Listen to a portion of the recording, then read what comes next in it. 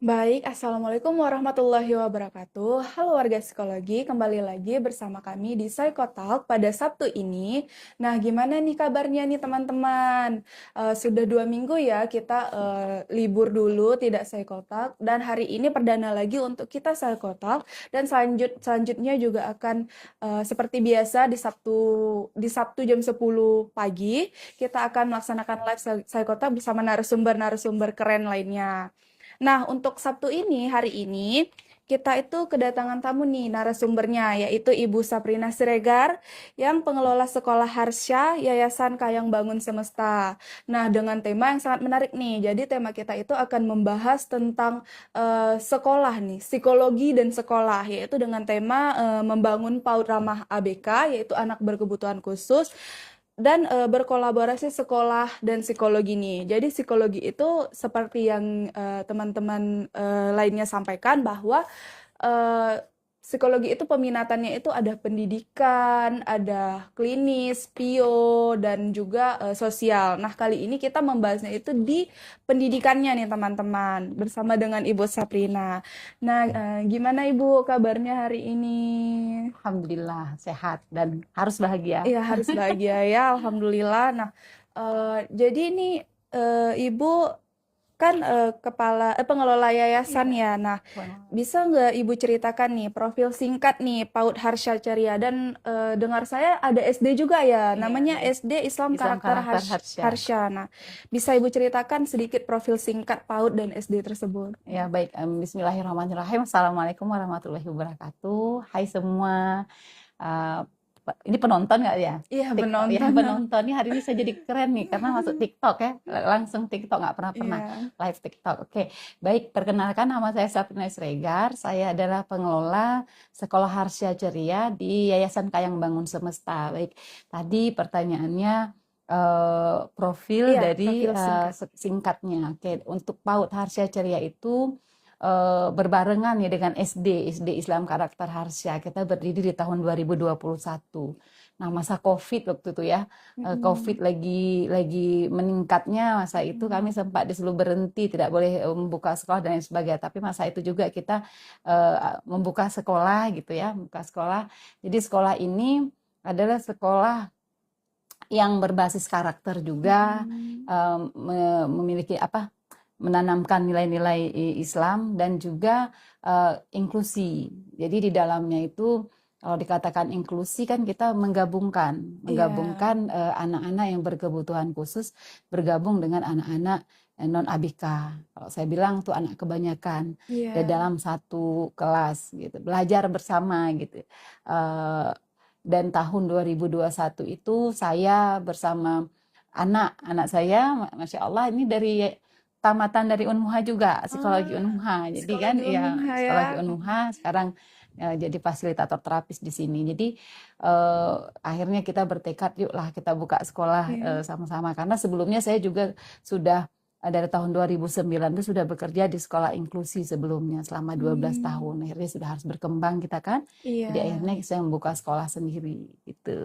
Jadi berarti kalau di sini tuh nggak ada perbedaan antara ABK dan yang non ABK gitu, murid-muridnya. Ya, mungkin kalau dikatakan berbeda ada karena tidak ada anak yang sama, tetapi penanganan apa menggabungkannya. Jadi tidak ada pemisahan antara anak-anak yang non ABK dengan anak-anak ABK. Kita menggabungkan dalam satu kelas. Nanti hanya mungkin perbedaannya itu beberapa hal dari pembelajarannya dan lain sebagainya. Tapi untuk perlakuan kita, sikap kita, guru terhadap anak berkebutuhan khusus dengan anak kebanyakan itu kita tidak membedakan. Karena prinsip di sini semua anak itu adalah istimewa. Iya. Ya, baik itu anak berkebutuhan khusus maupun anak non berkebutuhan khusus. Gitu. Nah, jadi Bu, apa nih yang menjadi keunikan dari PAUD ini dibandingkan dengan PAUD lainnya selain yang ada anak ABK tadi, Bu? Ya tentunya yang unik yang pertama adalah anak berkebutuhan Heeh. khususnya ya. Jadi mungkin walaupun saya tidak mengatakan ini adalah satu-satunya, tetapi uh, ini juga menjadi model kita. Mm. Maksudnya kalau mungkin beberapa uh, kesamaan dengan sekolah lain, kurikulumnya. Yang berbeda itu adalah juga di kurikulumnya. Kita punya kurikulum PPI namanya, program pembelajaran individual. Habis itu pendekatannya tentu berbeda. Perbedaannya kita punya strategi Kayang namanya. Dengan pendekatan strategi Kayang ini sehingga bagaimana kasih sayang ini bisa didapatkan oleh semua anak tanpa membeda-bedakan, bukan hanya pada ucapan tapi pada implementatif dan dimasukkan dalam semua program. Semua program Kayang itu masuk ke dalam beberapa program, dan di Kayang itu nanti ada beberapa poin penting lah. Apa sih poin penting dalam Kayang itu? Kode dan pembagian peran untuk ibu gurunya, sofa ekspresi berbagi rasa untuk anak-anaknya. Jadi itu menjadi ciri khas yang kuat dan keistimewaan menurut saya di Harsha Ceria. Selain dari inklusi tadi, jadi dengan Kayang ini kami merasa mampu mengakomodir semua kebutuhan anak. Kebutuhan anak baik itu ABK maupun anak-anak non ABK. Gitu. Nah, terus nih mengapa nih Bu, PAUD Harsha Ceria itu memilih fokus pada anak berkebutuhan khusus nih? Ya tanpa kita pungkiri ya, saya itu kan mulai berkecimpung di dunia inklusi itu tahun 2009. Saya melihat setiap tahun itu anak berkebutuhan khusus itu bertambah. Qadarullah, alhamdulillah gitu. Selain kita mendirikan sekolah juga, kami itu bertekad akan memberikan pelayanan untuk masyarakat. Dan semakin setiap tahun, selain peningkatan anak berkebutuhan khusus di wilayah Kota Banda Aceh dan Aceh Besar, kita juga menerima banyak masyarakat yang di luar dari Aceh Besar dan Banda Aceh. Kemarin tuh kami datang dari Aceh Utara, dari Biren, bahkan dari Melabuh, dari Aceh Selatan, dari Takengon, dari Aceh Tengah, Bener Meriah, itu bahkan beberapa kota yang ada di Aceh itu datang kemari untuk konsultasi. Sebenarnya kalau dikatakan konsultasi, kadarullah saya kan bukan psikolog ya, tapi saya membuka pintu untuk masyarakat untuk datang kemari, kita berikan gratis, mereka datang untuk menyampaikan apa sih persoalan yang dihadapi oleh anak-anaknya. Nah, karena saya ada seorang guru, notabene adalah seorang guru, mungkin mudah bagi mereka untuk datang. Jadi saya melihat semakin hari setiap tahun tuh bertambah, dan di sini kita punya murid kurang lebih 100 anak, 80 anak yang tercatatnya. Tapi yang hanya datang untuk konsultasi itu ada, nanti datang cuma untuk observasi, untuk melihat kondisi anak seperti apa, tuh mencapai 100 anak dalam 1 tahun. Nah, itu semuanya menandakan bahwasanya anak berkebutuhan itu banyak di sekitar kita. Hanya saja mungkin orang tua, masyarakat yang belum paham. Kalau misalnya ini masyarakat umum ya, salah satu mungkin tadi kenapa kita buka forum di sekolah kita Senin sampai hari Kamis, itu dari jam 9 sampai jam 12, itu silakan datang satu keluarga 1 jam. Itu ngobrolin, sebenarnya mereka hanya menyampaikan anak saya begini kondisinya, nanti kita memberikan beberapa tips, habis itu menyampaikan apa yang harus mereka lakukan, kita akan merujuk bahkan ke psikolog dan lain sebagainya. Nah, itu menandakan bahwa anak berkebutuhan khusus semakin banyak, dan saya melihat sendiri secara belum semua sekolah menerima anak berkebutuhan khusus. Jadi saya pikir inilah mungkin jalan Allah buat saya, kayaknya emang harus memilih jalan ini gitu, agar anak-anak berkebutuhan khusus ini tidak terlantar, tidak jalan-jalan di luar gitu ya. Sekarang kan banyak anak-anak berkebutuhan di luar, anak disabilitas intelektual dibiarkan di luar, ataupun dianggap anak bandel, anak tidak bisa diatur, anak ADHD yang pintar cerdas, tapi karena nggak bisa diatur dianggap apa sih gitu kan. Jadi akhirnya kita meyakini bahwasanya ini adalah jalan yang terbaik bagi kami juga dan guru-guru, sehingga itu menjadi fokus utama, semakin meningkat. Orang tua semakin banyak yang hadir gitu. Iya, karena mungkin ada juga kayak orang tua itu tidak menyekolahkan anaknya karena tidak diterima gitu Bu ya. Iya, ada. Bahkan kasus-kasus itu kenapa kita kalau mungkin ya maaf ya, di sekolah-sekolah tertentu menerima anak itu di awal semester, kami malah di semester kedua. Di semester kedua itu ketika mungkin ya penanganan belum dapat, ataupun kewalahan guru-guru gitu kan, sehingga kami SD. Nah, ini kembali ke SD tadi. Tadi saya bicara tentang TK-nya. Di SD juga begitu. Kenapa SD itu ada di tahun 2021? Ya kami nggak tahu juga nih, anak-anak yang sudah selesai TK di sini mau dibawa kemana. Dan orang tua juga, Bu, kami nggak mau kemana-mana, merasa sudah nyaman. Akhirnya kita bawa kayak PANS Club. PANS Club itu cuma sebuah grup anak-anak yang kita kelompokkan kelas SD, bukan 7 kalau di SD di sini rata-rata 8, 9, 9 seterusnya. Akhirnya kita kelompokkan, tapi berkembang terus bertambah. Anaknya semakin tinggi, semakin besar, nggak mungkin lagi nih cuman PANS Club gitu. Jadi akhirnya kita berinisiasi dari yayasan, ya udah kita buat kelas lah kayak sekolah. Kita buat sekolah, ada kelas khusus, tapi akhirnya berkembang menjadi gedung sendiri, ya gedung sendiri dulu.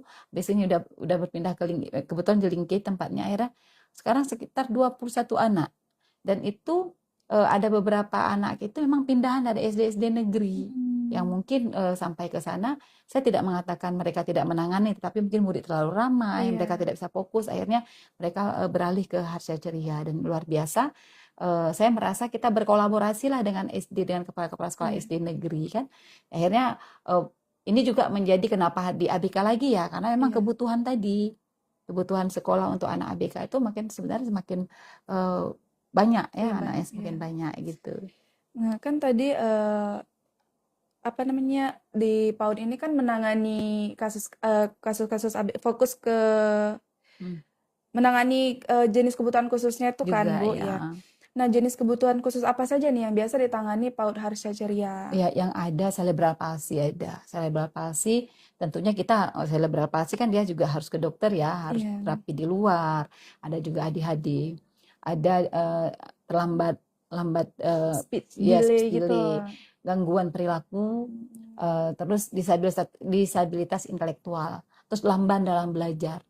Lamban dalam belajar, jadi ada 5 kategori ini yang selama ini dari tahun 2021 tuh ada di kita. Down syndrome juga, Down syndrome ada beberapa di SD, ada di TK juga ada gitu. Bahkan di kelas bayi kami ada. Kita punya juga sekolah bayi. Saya sebutkan sekolah bayi karena memang mereka itu datang kemari, ya sekolah bayi itu istilah sebenarnya. Mereka kemari bukan cuma titip doang gitu, tapi ada stimulasi intervensi dari guru. Kita punya program pembelajaran yang agar anak-anak yang datang kemari ini cuma bukan titip doang, tapi kita harus tahu nih tumbuh kembangnya seperti apa, di mana kemundurannya, apa intervensi yang dibutuhkan. Dari bayi juga kita ada yang berkebutuhan khususnya. Bahkan kita pernah menerima bayi yang umur 2 tahun, di bawah 2 tahun, itu sama kita. Kebetulan kadarullah sekarang sudah tidak, karena sudah kembali ke Jakarta. Alhamdulillah saya waktu melepaskan itu sudah lega ya, masih tertangani di awal itu, tertangani, akhirnya sudah tahu menemukan apa kemunduran perkembangannya, apa intervensinya, sudah merasa aman, ibunya akhirnya kembali ke Jakarta gitu. Karena banyak juga kayak biasanya tuh harus ditangani dari bayi, Bu, ya, biar dia besar. Harusnya. Nah, itu salah satu cikal bakal kenapa kita membuka tempat diskusi di sini ya. Saya nggak katakan konsultasi lah, karena saya juga bukan psikolog kan. Tapi saya memberi ruang kepada masyarakat agar masyarakat tuh merasa gimana? Datang kemari itu nggak takut menyampaikan, Bu, anak saya begini, anak saya itu nggak merasa langsung kamu ini anaknya, enggak dijudge gitu kan, tetapi hanya mendengarkan, oh ini harus kita lakukan ibu, ini harus kita ini kan. Jadi itu juga salah satunya ya, karena kan banyak masyarakat, kadarullah kita juga kerjasama dengan ini secara tidak langsung ya, kerjasama dengan Puskesmas Jalingke. Kalau dulu di Uli Karing juga, sekarang ke Jalingke. Jadi ketika ada anak-anak khusus sana, coba ke Bu Inai gitu, gimana ininya, sekolahnya dan sebagainya. Akhirnya ya ini tadi, ternyata yang niat awal tadi cuma untuk beberapa orang, tapi akhirnya berkembang untuk masyarakat luas. Walaupun tidak sekolah di Harsha Ceria boleh. Dan kebanyakan memang malah bukan yang sekolah di Harsha Ceria datang. Berarti boleh gitu, Bu, boleh ya? dong, masyarakat seluruhnya Pak, dari luar Aceh, Banda Aceh aja boleh, apalagi Banda Aceh dan Aceh besar kan, tentunya boleh. Nah, Bu, bagaimana nih pendekatan yang digunakan dalam mendampingi ABK? Ya, pertama kan pendaftarannya, kalau secara umumnya kita mungkin boleh lihat nih sebagai, tapi nggak nampak ya. Ini ada alur asesmen strategi kayangnya. Jadi orang tua datang, kita mungkin observasi dan asesmen awal. Ya, observasi, asesmen awal ini penting karena apa? Mungkin kita tidak seperti psikolog ya, yang punya alat dan lain sebagainya. Tapi kita tak mengobservasi awal, kemundurannya apa. Kita lihat perkembangannya, umurnya sekian tahun, harusnya dia mampunya segini. Tujuannya apa? Kita menghasilkan intervensi dari hasil. Kok bahasa sederhana Bu Ina itu gini, datang, kita observasi, kita amati, kita awasi, kita lihat perkembangannya, nanti dari hasil observasi awal itu, asesmen dan lain sebagainya, nanti menghasilkan obatnya, saya bilang. Padahal obatnya bukan obat, tapi intervensi apa?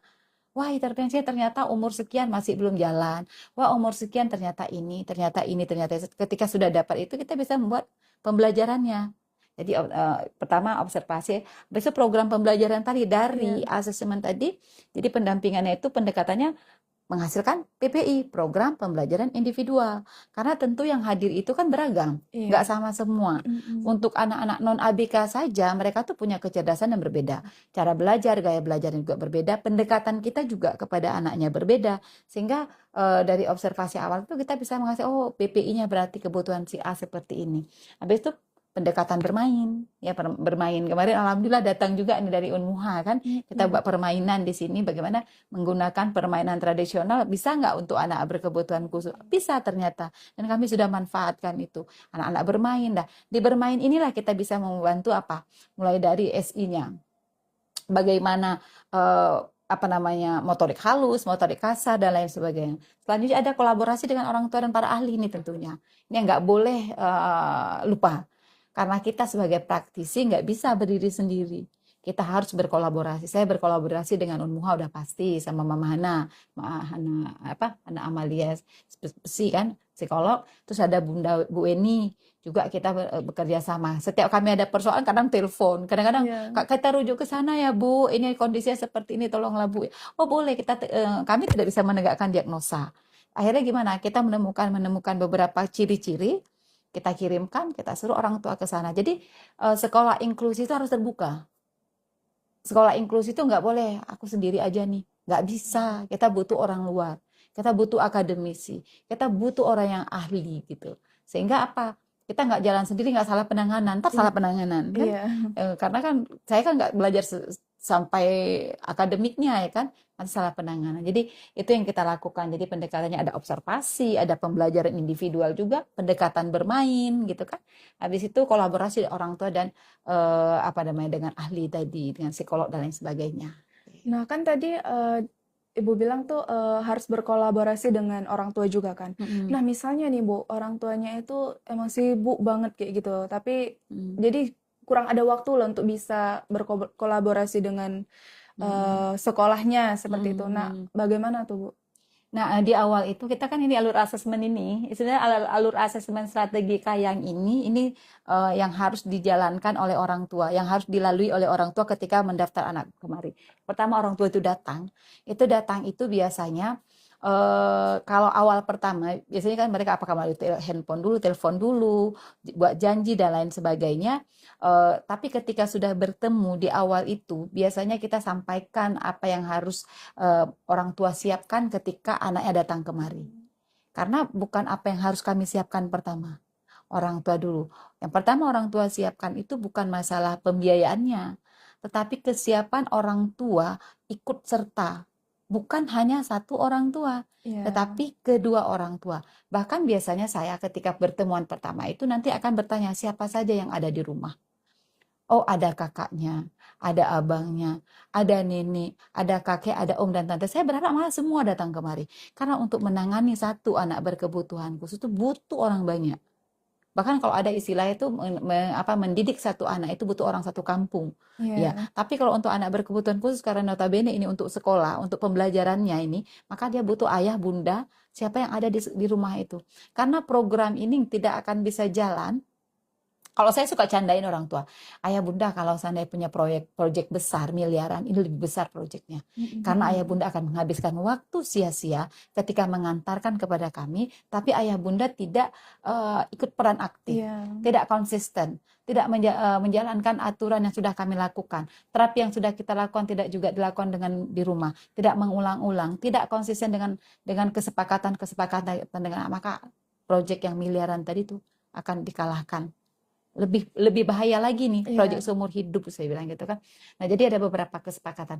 Tapi kembali lagi sayangku, kita sebagai institusi pendidikan, sebagai guru, sebagai penggerak sudah memberi kesempatan kepada orang tua dan memberikan peluang untuk mereka datang, hadir, berdiskusi, terlibat. Tapi kalau itu juga tidak berjalan, saya berpasrah kepada Allah, tinggal berdoa lagi. Iya. Kalau dulu stres, ya kan, Mm. berpikiran, tapi kembali lagi. Hidayah itu milik Allah. Usaha saya sudah, yang saya lakukan, kewajiban saya, kewajiban guru, kewajiban kita sudah. Tapi kembali lagi kepada orang tuanya. Dan saya melihat beberapa anak Dari semua anak yang berkebutuhan khusus, beberapa orang yang benar-benar berhasil. Ketika kita observasi, kita teliti, ternyata keterlibatan kedua Orang orang tuanya. tuanya jauh, dia bisa buat penelitian. Keterlibatan kedua orang tua ternyata jauh lebih signifikan perkembangannya meningkat ketimbang yang orang tuanya hanya Mengantarkan saja gitu mengantarkan Kak. aja Iya. atau hanya satu orang saja. Jadi saya melihat ada beberapa dan itu sangat luar biasa ketika ayah bundanya sudah punya pemahaman tentang anaknya, mengenali anaknya dan mengikuti apa yang aturan kita. Jadi kembali ke orang tuanya. Bahkan kalau saya itu paling banyak ngobrolnya tuh ke orang tua di awal. Setelah ngobrol di awal udah beberapa kali, nanti per 3 bulan kita observasi, kita ini hasil kita dampingi, hasil di terapi, didampingi, kita evaluasi lagi, panggil lagi orang tuanya. Kalau ada orang tua yang bandel, kalau yang lain diundang, saya tidak undang, tapi pemanggilan, ada surat pemanggilan. Pemanggilan ayah orang tua dari pulan untuk datang ke sekolah jam sekian-sekian untuk ini. Itu udah bingung, ada apa gitu kan. Biasanya nanti kepala sekolah dulu, tahapan awal tuh Iya. kepala sekolah. Kan kita gini sayangku. Ada dia tahapan pertama guru nih, evaluasi tingkat guru. Evaluasi tingkat pimpinan. Evaluasi bukan pimpinan dulu, evaluasi untuk fasilitator terapisnya. Perkembangannya gimana kok gini-gini aja, atau perkembangannya udah bagus kenapa mundur? Ada apa nih dengan guru? Ayo guru, evaluasi dong. Kenapa si A ini kok jadi mundur? Padahal waktu di terapi dia udah lulus. Ataupun si gurunya ini diskusi seru nih antara Iya. fasilitator terapis dan Dengan guru. guru kelas dan guru pendamping. Dia udah bisa kok bisa enggak? Wah, evaluasi di tahapan kami. Panggil pimpinan yang bertanggung jawab ABK. Kok bisa? Nah, habis itu udah mereka jumpa saya. Ada apa? Kita pelajari. Gini. Oh enggak ya, panggil orang tua. Di sekolah aman, ini aman. Tapi kenapa enggak? Panggil orang tua. Dipanggil sekali, anaknya belum ada perubahan. Kedua kali, enggak mau saya sendiri, harus buat surat. Terakhir surat pemanggilan. Biasanya kan kantor polisi surat Iya, surat pemanggilan. pemanggilan kantor Tapi polisi. ini saya buat surat pemanggilan. Jadi akhirnya datang kedua-duanya diskusi. Gimana Bapak? Bagaimana begini? Udah saya sampaikan. Ya Bu, Ibu. Terus besoknya, gimana Ibu Guru? Apa yang sudah dilakukan orang tua? Udah Bu Ina. Ternyata mereka begini. Oke. Udah sebulan ada perubahan. Ada Bu Ina. Coba naik ke atas. Terapi sudah duduk tenang. Udah mulai belajar mau lagi. Sudah tidak lempar-lempar barang. Oke. Hah, sia-sia kan? Udah setahun, udah bagus, udah 2 tahun bagus. Tiba-tiba dihancurkan hanya gara-gara ada aturan di rumah yang tidak sesuai. Iya. Nah, panggil orang tua, saya cuma senyum-senyum aja, gimana mama, gitu kan, waktu jemput. Alhamdulillah Bu Ina, Masya Allah, hebat kan, bisa kan Ma? Bisa, gimana Ma? Ternyata Bu Ina kami rubah ini, Bu Ina begini, oke, tos dulu, tos, oke, selamat ya, kita lanjut lagi, lanjut. Jadi memang nggak boleh berhenti, kami dari pihak kami nggak boleh berhenti mengingatkan, tapi kembali lagi kepada tadi ya nak ya, kalau kita sudah berusaha memberikan terbaik, mengevaluasi tapi tak stuck, berserah kepada Allah lagi. Iya. Kepada Allah maksudnya ya udah kembali biarlah Allah yang akan menyadarkan gitu. Karena maaf, ada juga yang masih belum tersadarkan. Ada orang tua yang memang belum, masih HP-nya, gadgetnya. Depan saya juga masih sudah kecanduan. Saya bilang nih kayaknya yang butuh terapi bukan anaknya, tapi orang tuanya. Oke, gitu Berarti ya. orang tua itu Oke. emang sangat penting ya, harus Iya. hadir dalam proses Mm-mm. untuk anaknya. Dan ini tantangan sebenarnya, tantangan gitu Iya. kan. Habis itu tantangan selain orang tua yang seperti itu tadi juga pengetahuan masyarakat kita ya nak ya. Iya. Pengetahuan masyarakat. Tadi kan kita ada buka yang datang kemari itu datang untuk bolehlah kita bilang konsultasi atau curhatan lah saya bilangnya. Pemahaman masyarakat terhadap anak berkebutuhan khusus itu juga masih sangat minim, sehingga ini agak panjang, boleh nggak sih? Boleh, nggak Boleh apa-apa. ya nak ya, boleh. Karena kan ini kesempatan, karena nanti ini bisa diulang kan, bisa dikirim-kirim ulang kan? Nggak terekam nggak? Bisa. Direkam ya? Direkam, karena ini kan banyak kali yang kepengen, cuma saya linknya nggak bisa ini. Jadi yang mau saya sampaikan adalah, saya berharap di setiap desa itu ada page gampung namanya. Kalau page gampung dulu itu page gampung untuk menjaga keamanan, pencurian gitu ya, dan lain sebagainya. Habis itu zina dan lain sebagainya lah ya, berkhalwat, itu page gampung. Tapi saya bilang page gampung untuk anak berkebutuhan khusus. Ayo desa, buat struktur di desa. Siapa ada struktur yang khusus menangani, yang bagian anak berkebutuhan khusus. Setiap lorong itu punya satu mata yang melihat, oh di sekitar kami ada anak berkebutuhan khusus. Karena dia tidak paham perkembangannya, mungkin dia akan jalan-jalan di luar. Bukan disorakin, masukin TikTok, terus dilucu-lucuin. Tetapi ada Iya. catatan, oh di desa ini ada 3 kategori anak berkebutuhan khusus. Terpampang di struktur. Ada apa? 1, ABK-nya apa jenisnya? Kan udah ada nanti, oh dia yang belum bisa bicara, oh cari ahli apa namanya ini, cerebral palsy kah, ini kah, itu kah, ataupun disabilitas intelektual. Iya. Dia secara fisik normal, Normal. seperti anak-anak kebanyakan, tetapi secara kemampuan berpikir, analisa, bahaya, dicolek-colek sama orang dia nggak paham. Terus Down syndrome, akhirnya apa-apa gampang. Ketika anak ini jalan di rumah kita, sudah malam belum pulang, kasih tahu dong, ini anak siapa. Jadi saya itu bercita-cita, berharap itu di Aceh akan terlaksana. Palu Gampong itu bukan cuma untuk keselamatan, bukan untuk cuma berkhalwat yang diperhatikan, kekerasan dalam rumah, tapi ini anak berkebutuhan khusus, kepedulian masyarakat, pemahaman masyarakat tentang ABK. Bukan dibilang tuh ABK apa, itu kutukan keluarganya, itu karena dosa-dosa orang tuanya, bukan. Jadi itu menjadi hal biasa dan menjadi tanggung jawab mulai dari akar rumput masyarakat. Kalau kita di masyarakat biasa, kalau lorong kita ada geci. Jadi tercatat di desa dan masyarakat itu tahu, oh di kampung kita ada anak berkebutuhan khusus, anak istimewa yang harus kita lindungi bersama. Itu ya, Ya. jadi panjang nih. Nggak apa-apa, Bu.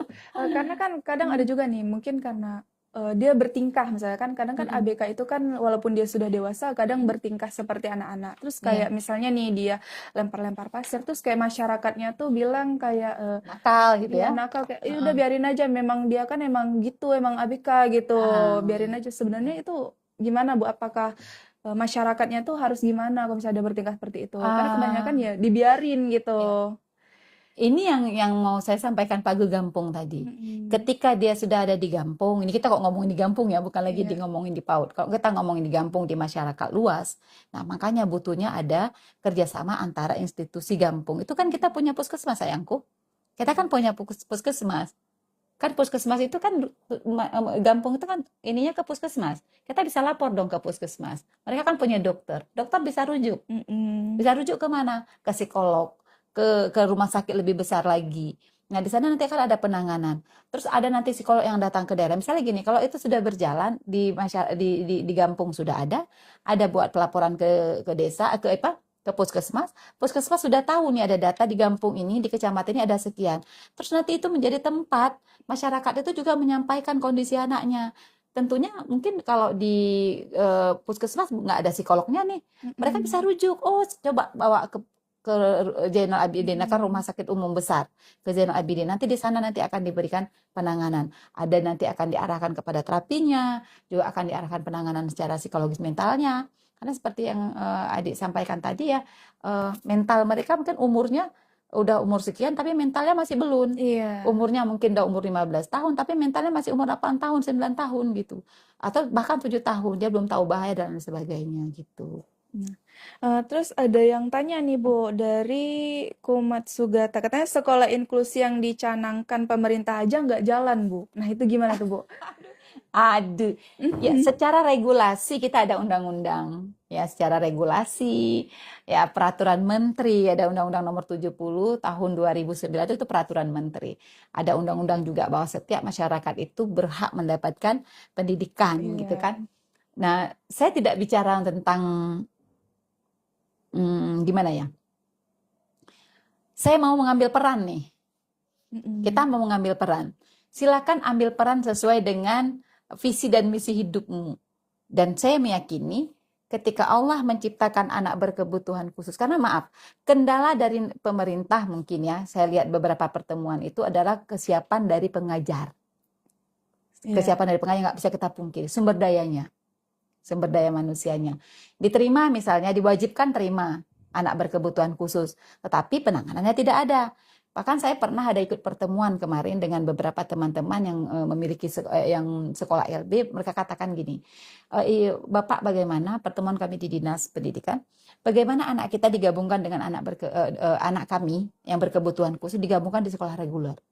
Sementara gurunya tidak punya penanganan, dia duduk di belakang terdiam aja nggak tahu ngapa-ngapain. Belum lagi teman-temannya juga. Teman-temannya membuli. Nah ini jadi PR besar. Jadi PR besar. Jadi sehingga orang-orang yang fokus, concern terhadap anak berkebutuhan khusus perlu kita apresiasi. Ya, perlu kita apresiasi. Jadi kalau memang negara ini belum mampu, tadi katanya apa nak? Belum melakukan secara Iya, maksimal. Jadi negara ini harus kita bantu. iya, Negara harus kita tolong, negara harus kita bantu. Jadi negara juga harus berterima kasih dong sama yang swasta. Ya kayak misalnya kayak di Unmuha nih ya, Masya iya, Allah kan. Unmuha, saya ini banyak loh, ada beberapa ini yang tamatan Unmuha yang jadi terapis di sini. Unmuha, kayak saya yang swasta, teman-teman swasta yang lainnya, kami mengeluarkan biaya sendiri mengirimkan guru untuk belajar bagaimana menangani anak berkebutuhan khusus. Kami punya upaya sendiri bagaimana untuk bisa anak-anak ini terakomodir semua anak, seluruh anak. Tapi kalau untuk yang negeri mungkin masih belum. Nah, ini kerja keras negara. Jadi kalau negara belum mampu, kita bantu. Ya, kami yang swasta-swasta ini berusaha berupaya. Sehingga alhamdulillah ada MOU. Kayak kita sendiri ada MOU dengan sekolah negeri. Ada beberapa, ada SD. Dari SD 24 kami ada MOU kerjasama. Jadi anak berkebutuhan khusus. Karena kami turun ke sana. Turun ke sana, anaknya sekolah kemari. Itu kan salah satu upaya kita. Akhirnya apa? Anak-anak sudah ada yang sekolah di sini. Habis itu ada juga kembali ke sekolahnya asalnya juga di hari Sabtu dan sebagainya. Karena mereka butuh juga teman-teman.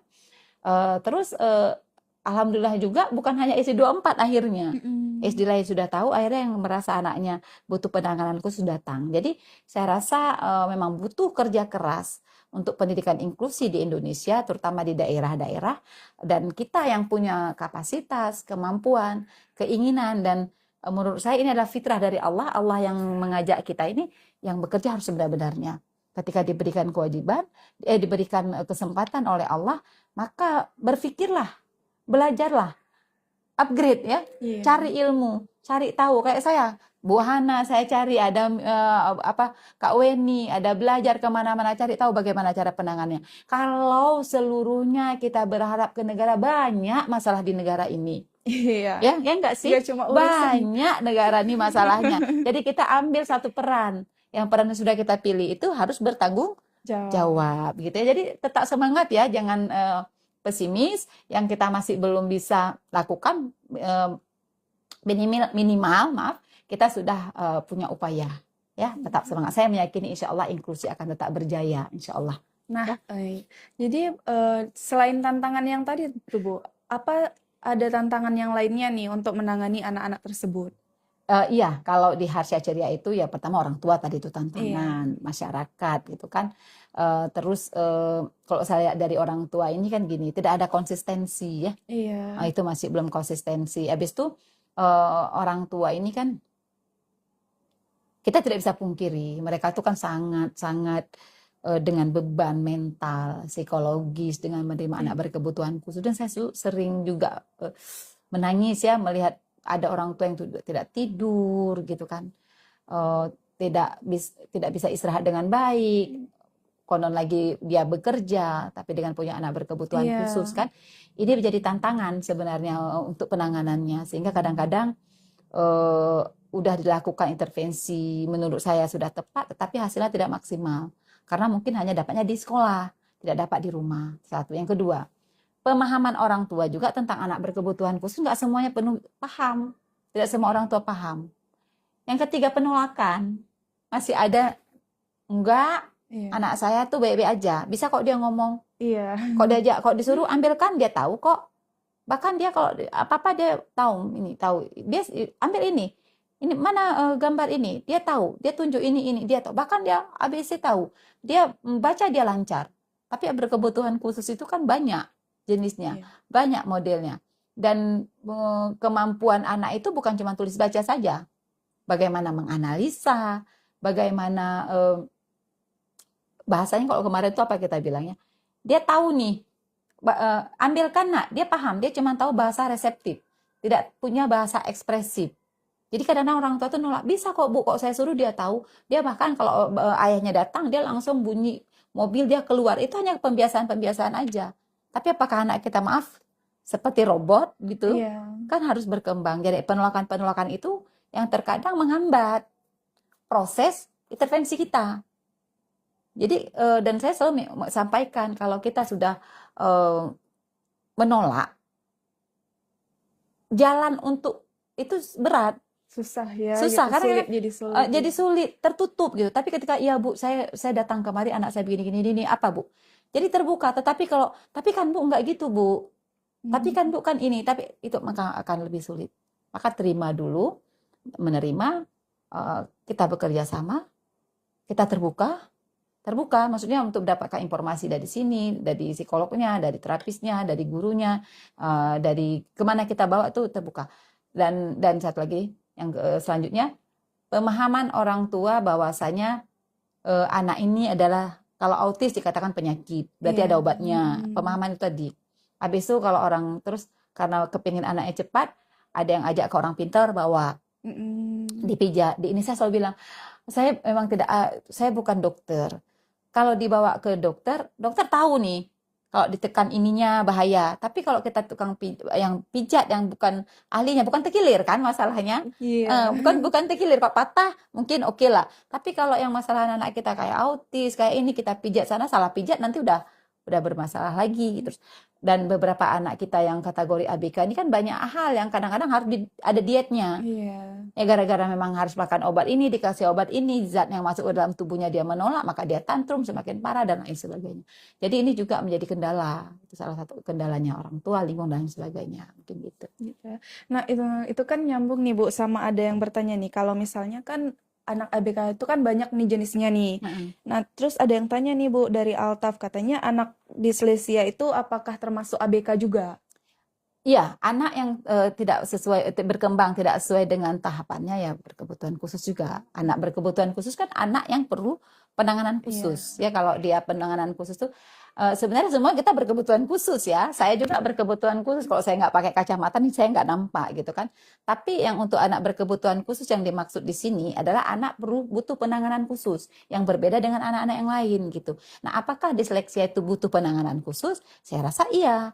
Cara pembelajarannya, teknik mengajarnya gitu kan. Jadi ya juga termasuk kategori khusus gitu. Nah, menurut Ibu nih, seberapa penting ilmu psikologi dalam pendidikan anak usia dini? Penting banget. Ya ada di psikologi itu kan kita belajar tentang tumbuh kembang, perkembangan anak. Terutama untuk guru ya nak ya. Untuk guru itu saya nggak bilang harus, tapi ya semua guru deh.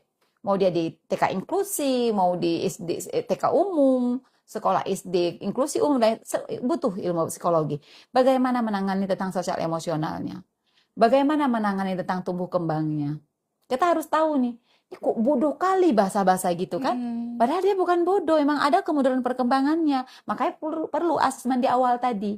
Kan kita perlu wawancara orang tua, identifikasi dengan orang tua kan bagaimana dia waktu dia ibunya hamil, bagaimana ketika ibunya sebelum hamilnya sehat tidak, waktu hamilnya seperti apa kondisinya, apa banyak konsumsi obat, apa kondisinya stres, apa anak guru orang tuanya trauma dan lain sebagainya. Sehingga kondisi mulai dari sebelum hamil, ketika hamil, bahkan pasca lahir saja penanganan itu kan butuh ilmu psikologi, ilmu Iya. perkembangan. Kita harus tahu. Sehingga kayak saya bilang kalau guru-guru di sini, kita tuh udah kayak dokter lah. Kalau ini kita harus tahu lah, ini kok dia kenapa dia tantrum ya. Oh, ini masa negativistik. Negativistik itu dia umur 2 menuju 3 tahun. Kalau 2 menuju 3 tahun secara ilmu perkembangannya seperti apa? Dia aku adalah diriku. Kalau kemarin tuh 0 sampai 2 tahun aku adalah ibuku. Semua bersandar kepada ibu. Mau dia pipis, mau dia makan, mau dia lapar, dia mau ASI dan apa itu ibunya semua menangin. Tapi ketika 2 menuju 3 tahun aku adalah aku. Aku Hmm. udah bisa nih, sehingga ada anak yang pakai sendal terbalik, kalau dikasih tahu dia Iya. marah, pakai kaos kaki dia suka hati, pilihin baju, menurunkan semua barang-barang kalau di apa namanya itu kalau di lemari dan sebagainya. Nah, tiba-tiba datang ke PAUD, kita nggak paham, bandel kali lah, nggak Mm. ngerti dia nih, nggak boleh kayak gitu. Terus ketika kita ada jam membaca bebas gitu kan atau bermain bebas, kita nggak tahu nih secara ilmu perkembangan. Kita kasih permainan-permainan yang sangat sulit untuk anak 2 tahun misalnya. Main-main apa namanya itu puzzle yang sampai beberapa tahapan. Iya. Kalau kita nggak tahu ilmu perkembangan, akan kasih terus Iya, kan. kasih Terus terus. menggunakan permainan yang kecil. Nanti ini bahaya loh kalau kita nggak paham. Ini anaknya ini umur berapa bisa menggunakan permainan? Jangan-jangan dimasukin ke hidup, Iya, ke masuk ke hidung, mulut dan mulut. lain sebagainya. Terus ilmu perkembangan itu yang paling penting apa lagi nak? ketika anak nih udah 3 tahun kok belum ada keluar kata, kok 3 tahun, 2 tahun, 18 bulan, kan ada dari bayi di sini sekolah bayi, 18 bulan, ini berapa bulan lagi, 18 bulan, 3 bulan lagi Bu, tapi kan dia kok masih belum bisa jalan, apa yang intervensi harus kita lakukan gitu. Terus emosional lain sebagainya, jadi penting banget gitu, dan itu penting bukan hanya untuk di sekolah inklusi, tapi semua guru. Semua guru. Kalau di remaja lebih gawat lagi, yang ada lagi SMP dia jatuh cinta. Iya. Kan itu harus tahu psikologis anak jatuh cinta itu seperti apa. Jangan kita marah-marah ikutan perang sama dia kan. Anak lagi proses dengan melawan. Ya kan, jangan lagi tiba-tiba nanti ada bapak gurunya yang ganteng, muridnya jatuh cinta kan, terus gurunya merasa ada tuh. Ada satu kasus kami anak berkebutuhan khusus, dapat kasus orang tua datang kemari, marah, pindah. Kenapa pindah dari sekolah tersebut? Karena anak saya tuh suka sama gurunya, jadi gurunya marah. Jadi ya nggak harus tersinggung juga, cuman bilang, kami punya dua murid, abang tidak pegang ibu guru, abang tidak perlu ibu guru, abang sudah besar tidak perlu ibu guru, tidak pegang ibu guru. Salamnya seperti apa? Akhirnya kita buat salam seperti tidak pegang. Berteman boleh gini aja tosnya. Kalau di sini kan salam-salaman, peluk-pelukan. Kalau kita berteman kan. Kalau yang laki-laki tidak boleh. Jadi panjang kalau ngomongin ABK ini, sampai seks edukasi dan lain sebagainya. Jadi ketika dia jatuh cinta harus tahu dong ilmu psikologisnya. Jadi ilmu psikologis itu sangat, ilmu perkembangan sangat penting untuk seorang guru gitu. Gurunya tuh nggak cuma guru SD, pokoknya semua Iya, guru, semua nggak cuma di guru. inklusi Bahkan di ya. kampus. Iya, di Kan di kampus. kampus juga, aduh, lebih beragam lagi nih. Saya ketemu di kampus yang ada yang masih nguap-nguap, dia ngantuk-ngantuk kayak gitu kan. Coba kalau diomelin pasti terbang semua mahasiswanya. Iya. Jadi itu sangat penting ya. Nah, Mm-mm. terus ada yang bertanya lagi, apakah bisa konsultasi ke psikolog Unmuha untuk DSA, teman-teman? Untuk konsultasi ke psikolog Unmuha itu sangat bisa ya. Teman-teman bisa menghubungi dari Fakultas Psikologinya juga. Di sana udah ada link dan ada nomor WA-nya juga, mau itu atau bisa DM di IG juga bisa, dari TikTok juga bisa. Untuk konsultasi dengan psikolog Unmuha jika teman-teman ingin. Di sana nanti akan diarahin dengan adminnya ya, teman-teman. Nah, jadi kan tadi saya ada dengar tuh di sini tuh ada beberapa alumni Unmuha juga, Bu ya. Iya. Nah, bagaimana nih kontribusi alumni psikologi Unmuha yang bekerja di sini? Ya, alhamdulillah. Awal dulu ada namanya Bu Isur. Nah, itu yang pertama sekali. Ting berapa ya? Sekarang udah pindah ke ini. Itu awal pertama, itu masih di sekolah awal saya sama beliau. Di situ dari Unmuha juga. Nah, terus ketika saya buka sekolah sendiri, kebetulan anak saya juga di Unmuha. Terus ada juga satu lagi temannya juga Unmuha. Saya lihat, saya nggak tahu, saya bisa memetakan per alumni. Kan psikologi di Aceh ini kan bukan cuma hanya Unmuha. Iya. Saya melihat kalau di Unmuha ini walaupun mungkin tidak semua, tapi yang datang kemari pemahaman tentang anak berkebutuhan khususnya saya lihat lebih paham. Nah, apakah mungkin jurusannya ya apa atau peminatannya ya? Kebetulan peminatannya datang kemari adalah seperti itu. Misal ada dari universitas lain, saya lihat lebih kepada kepenelitiannya, lebih kepada kependidikannya. Tapi yang datang selama ini yang kita butuhkan untuk peminatan, untuk penanganan ABK-nya, mereka lebih paham. Dan saya lihat memang menjiwai ya, yang memang benar-benar memilih di situ, di bidang itu. Dan dibandingkan dari beberapa fakultas yang lain, saya lihat dari universitas lain, mereka tuh saya lihat tidak kuat di situnya. Saya nggak tahu juga mungkin visi misinya Unmuha mungkin ada kuat di sana ya, karena mungkin para guru-gurunya, dosen-dosennya juga sudah punya pengalaman untuk penanganan ABK klinisnya. Jadi saya lihat beberapa perbandingannya seperti itu. Yang dari Unmuha itu bukan cuman bahasanya gimana ya, ketika datang tuh kita beri pemahaman, mereka cepat tangkap karena mungkin mereka memang sudah menyukai pertama, dan peminatannya mungkin ke ABK-nya gitu. Jadi itu sih kalau menurut saya. Dan selama ini alhamdulillah mereka bekerja sudah bagus, dan hasilnya, saya kan kalau melihat hasilnya kan output dari orang tua nih kan, tercapai enggak? Terus anak-anak kita bertambah enggak yang terapi di sini, fasilitator terapis namanya. Jadi semakin lama semakin ramai gitu, dan mereka juga awalnya cuma sampai siang tapi harus sampai sore sekarang bekerja. Berarti kan menunjukkan ada peningkatan dan kemampuan mereka untuk menularkan ke orang lain. Kan kita nggak semuanya nih dari psikolog, nggak semuanya yang fasilitator terapi kita nggak semua dari psikolog. Mereka tuh bisa membantu untuk melatih kawan-kawan yang lain gitu. Mungkin di Fakultas Psikologi Unmuha itu memang ada ABK-nya itu emang ada khusus gitu mata kuliahnya, terus kayak Hmm. memang lebih diarahin ke lapangan untuk Mm-mm. praktikum atau untuk maksudnya secara langsung tuh langsung ke anak berkebutuhan khususnya seperti itu. Mungkin Mm-mm. itulah mengapa kayak Unmuha itu lebih paham gitu Bu ya, kan memang Mm. kebetulan juga di sana ada psikolog ABK-nya seperti itu, memang Mm-mm. dia menangani Klinis ABK ABK ya. gitu. Oke. Nah, terus ada yang bertanya, Kak, Psikologi Unmuha sudah buka PMB.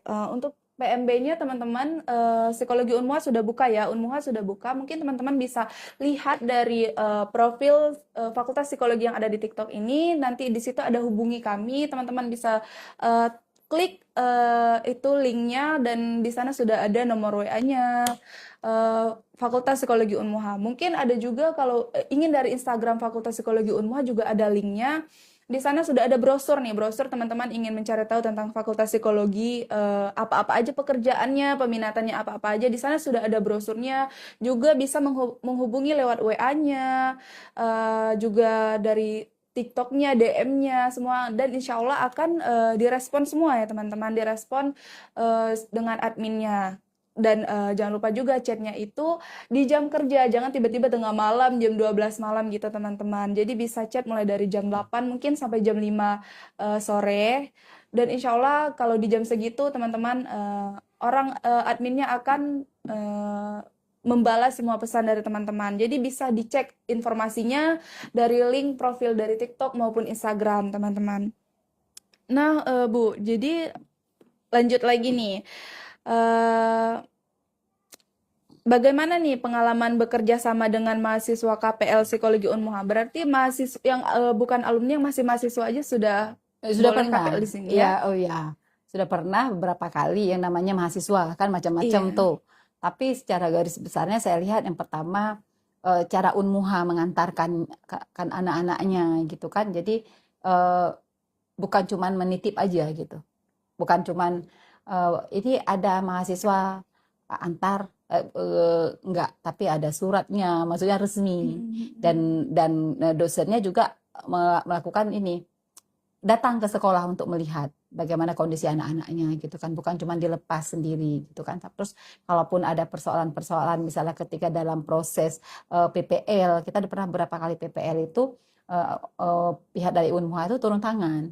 Misalkan namanya anak-anak kan nggak semuanya sama kan, nanti ada anaknya yang memang disiplin dan lain sebagainya. Tapi ketika yang tidak ada pun misalnya tidak disiplin dan lain sebagainya itu biasanya kita mudah untuk mengkomunikasikannya. Tapi secara garis besar semuanya alhamdulillah udah beberapa kali baik gitu kan, mereka juga bisa bekerja sama karena tentunya ketika PPL itu kan mereka Iya. ikut belajar juga, ikut mengajar juga, ikut menyiapkan bahkan mempersiapkan pembelajaran bersama guru-guru di sini gitu. Jadi untuk ke depan sering-sering aja. Ya, karena kan saya berharap terus terus jujur ya, kita membutuhkan banyak loh untuk teman-teman kita yang psikologi yang bukan cuma dapatnya di bangku kuliah. Kita tuh kepengen mereka tuh lebih banyaknya di lapangan yang memang langsung Mm-mm. ketemu kasus gitu kan. Tapi kalau cuma di bangku kuliah tuh kan teori nih kan. Iya, Tapi teori. kalau kalau untuk masalah langsung itu kan nggak ketemu kalau nggak langsung ke ininya, Iya. ke pusatnya gitu kan. Maksudnya langsung ke sekolah dan sebagainya. Jadi saya melihat tuh kerjasama dengan pihak institusi ilmu hanya alhamdulillah, dengan mahasiswanya juga alhamdulillah. Nah, jadi manfaat kehadiran mahasiswa tuh apa bagi sekolah kayak gitu? Pertama kan tentu mereka juga membawa ilmunya ya, pengalaman pengalaman mereka di kampus itu kan bisa sharing sama guru-guru gitu kan, saling sharing, saling belajar lah. Mereka membawa pengalaman. Yang pertama, yang kedua harapan kita dengan mereka dengan ada anak berkebutuhan khusus kan nanti akan menghasilkan banyak mahasiswa yang nanti mau bekerja untuk sekolah-sekolah inklusi.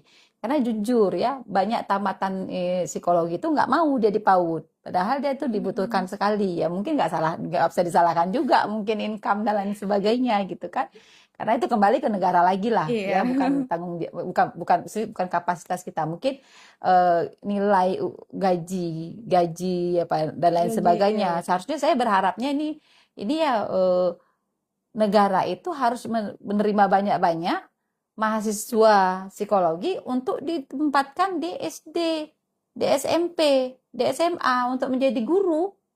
Karena dibutuhkan sebenarnya, bukan cuma di PAUD gitu. Buka lebar-lebar gitu. Oh ya, kembali lagi tadi ya, nih dikit lagi kesempatan nih. Kan dikatakan sumber daya kita nggak ada, padahal negara Iya, udah katanya, negara aja, pemerintah aja belum berhasil iya belum katanya kan. berhasil. Kenapa nggak guru-guru di LB itu angkat aja untuk di sekolah negeri? Itu Iya, pertama. Kenapa nggak penerimaan PNS-nya, P3K-nya angkat aja dari psikolog untuk di negeri. Akhirnya kan ketika ada anak ABK itu tertanganin gitu. Nah, ya, iya. saya itu tadi yang nanya tadi itu nih udah saya Iya. saya ini. Jadi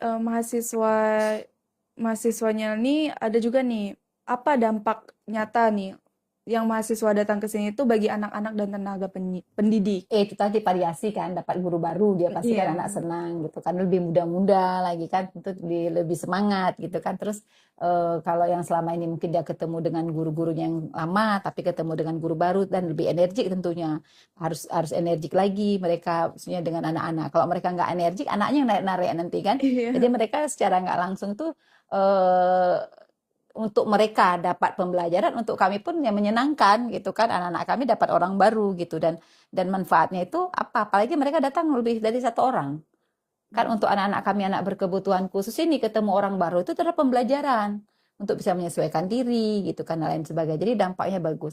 Untuk pembelajaran yang lain-lainnya, mungkin kalau kurikulum kita kan, kita kalau di psikologi itu kan nggak belajar tentang kurikulum. Tetapi mungkin penanganan dari anak-anak ABK itu, walaupun mungkin mereka masih belum terlalu apa istilahnya ahli sekali, tapi minimal ada beberapa hal lah, ilmu yang mereka bisa tularkan ke kawan-kawan kayak gitu. Apalagi yang mereka nampak, nanti akan nampak itu ketika PPL tuh. Ini kecenderungannya apakah ke pendidikannya, ataupun ke pendidikannya, atau ke bisnis ya apa ya, dan lain Iya. sebagainya, nanti akan nampak. Dan kita lihat juga kemampuan dia dalam penanganan anak berkebutuhan khususnya. Nah, biasanya kalau memang mereka itu kecenderungannya suka dengan anak berkebutuhan khusus, dia nampak enjoy gitu. Dan Mm. saya nggak mengatakan bahwa saya sempurna, enggak. Ada juga yang mereka memang mahasiswanya emang nggak tertarik gitu, cuman datang menyelesaikan apa namanya, tanggung jawabnya sebagai PPL, mengerjakan tugas, tapi mereka emang nggak terlalu tertarik, dan kita nggak bisa juga maksa kan, Iya. karena itu kan pilihan gitu. Jadi berbagai macam juga ya mahasiswa, mungkin ada Iya. yang tertarik, ada yang Tetapi mereka dengan kapasitas, kok saya lihat dari etikanya, attitude-nya, dia mencerminkan, maksudnya bagus. Cuman kan kita nggak bisa paksa peminatan orang, iya. pilihannya kan nggak bisa paksa kan. Tapi dari segi yang etikanya dan lain sebagainya, melakukan tugas-tugas, kedisiplinan, mereka sudah menunjukkan hal yang positif. Dan itu juga bisa menjadi contoh untuk guru-guru, gitu kan, untuk guru-guru yang lain gitu.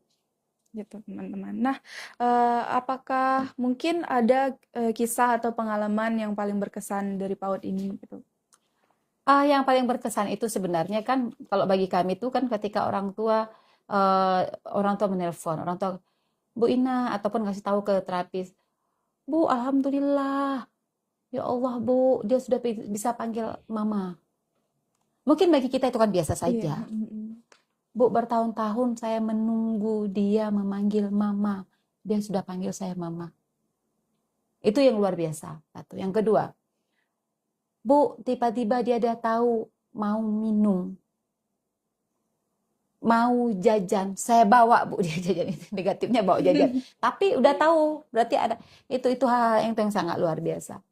Yang paling menyedih, yang mungkin yang itu bahagianya, yang mungkin sedih-sedihnya adalah ketika anak kami harus meninggalkan dunia ini gitu, karena kondisi memang berkebutuhan khususnya itu butuh penanganan medisnya juga dan lain sebagainya.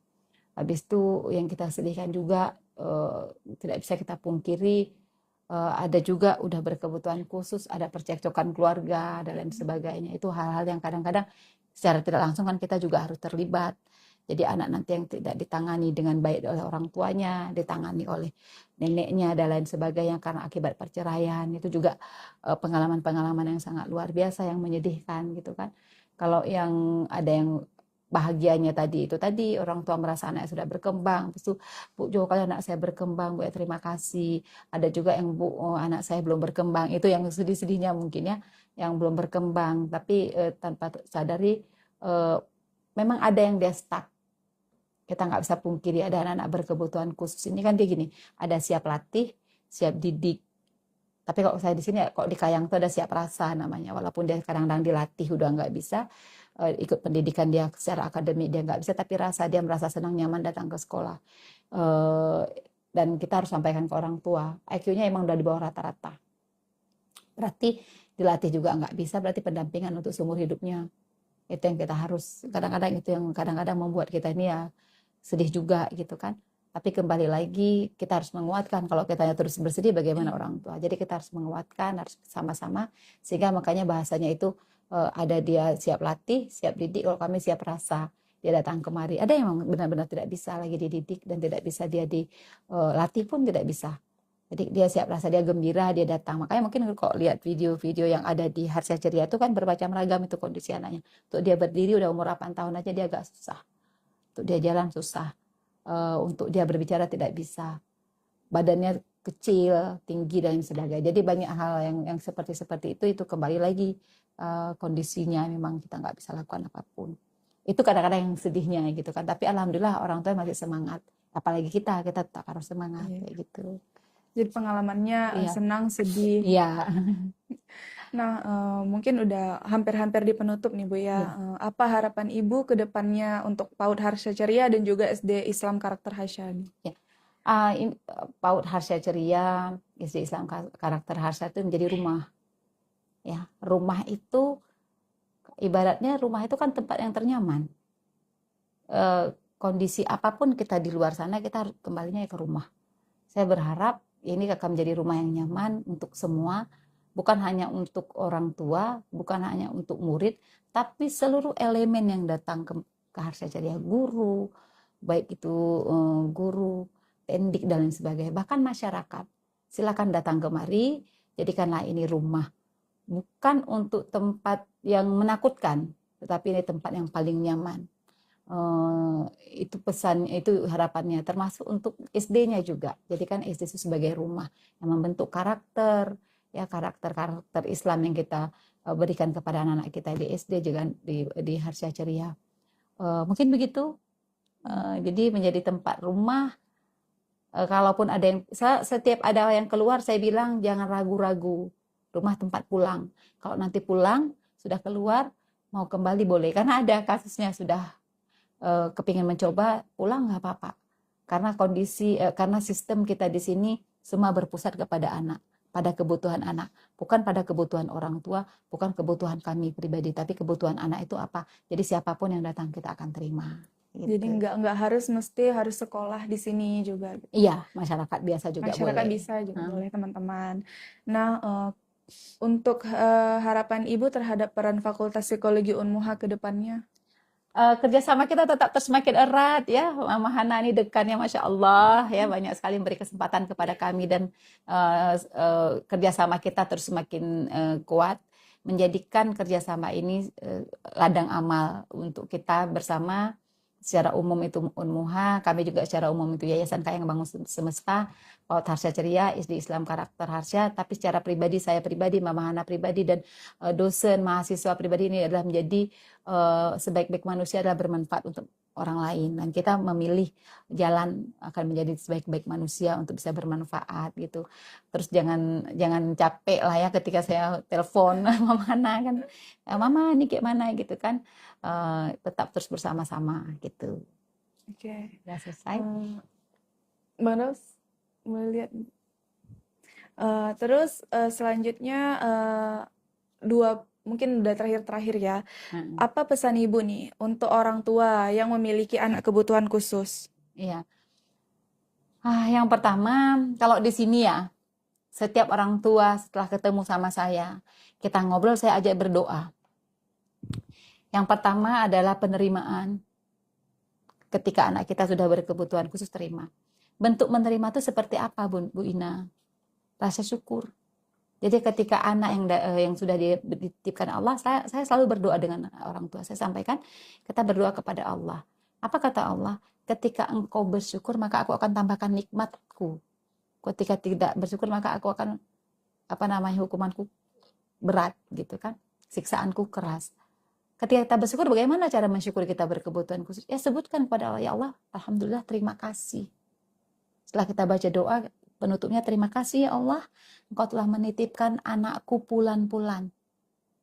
Engkau yang akan memberikan kepadaku, maka Engkau yang akan menjaganya.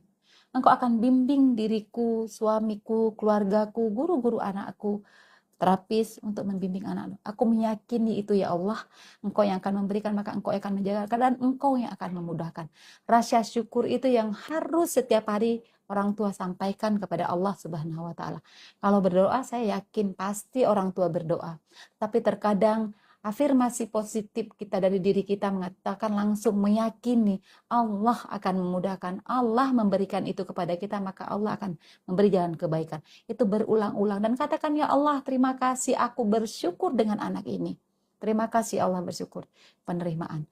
Kedua, ketika kita sudah menerima, orang tua harus konsisten terhadap aturan.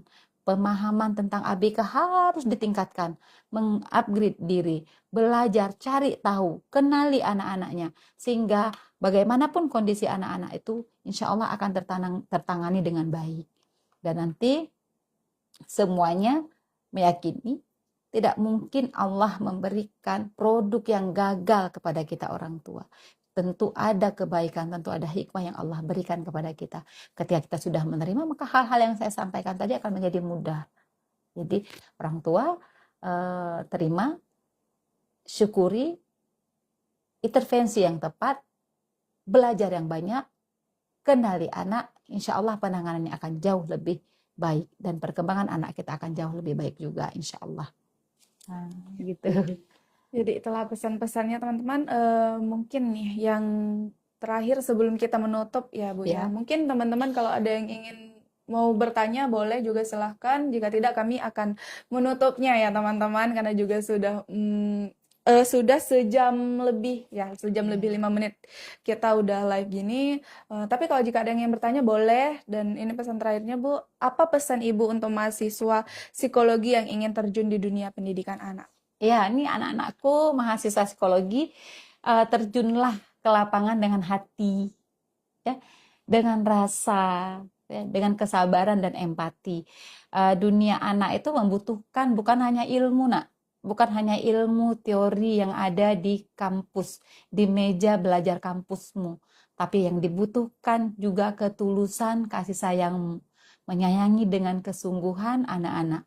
Ya, menyayangi dengan kesungguhan, implementasikan ilmu-ilmunya, rendahkan hati kita, anakku, terus belajar, jangan cepat puas diri, ya, jangan bahasanya kan aku psikolog gitu, aku kan sarjana psikologi, tetap merendahkan dirimu, anakku, belajar dengan baik, dengan ketulusan, dengan kesungguhan. Jadi insya Allah nanti kamu akan diterima dan kamu akan menjadi sosok yang disenangi.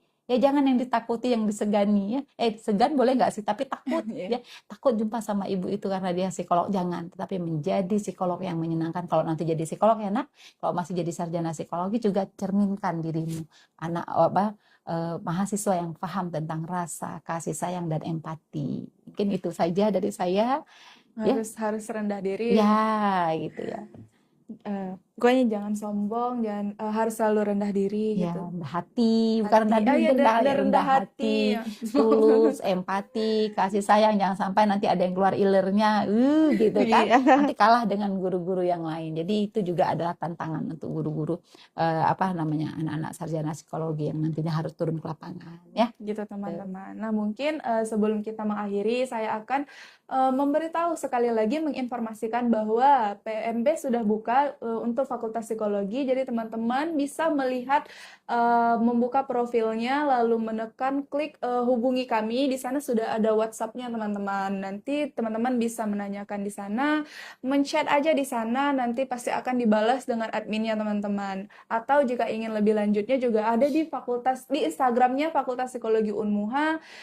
Di sana sudah ada linknya juga, bisa teman-teman buka lengkap, sudah bisa menghubungi lewat WA atau brosurnya juga ada. Di brosur itu sudah lengkap tentang apa saja peminatannya, bisa bekerja di mana saja, dan juga lain-lainnya teman-teman. Nah, mungkin kita akhiri saja ya karena sudah sejam lebih juga. Untuk selanjutnya silahkan nih untuk Sabtu depan kita akan insya Allah kita akan ada lagi dan rutin ya sampai Sabtu-Sabtu depan ke depannya dengan tema yang sangat menarik dan juga narasumber yang sangat menarik. Untuk hari ini kita pembahasannya itu tentang membangun Paut Ramah ABK, yaitu tentang lebih ke psikologi anak berkebutuhan khusus ya teman-teman. Pendidikan, lebih ke pendidikannya. Nah, baik, terima kasih kepada Ibu. Mohon maaf jika ada kesalahan dan segalanya. Semoga sehat selalu. Amin. Amin dan juga sampai ketemu di Sabtu depan dengan tema yang menarik juga narasumber yang menarik. Baik, terima kasih. Assalamualaikum warahmatullahi wabarakatuh. Waalaikumsalam warahmatullahi wabarakatuh. Dadah, terima kasih semuanya. Oke, alhamdulillah.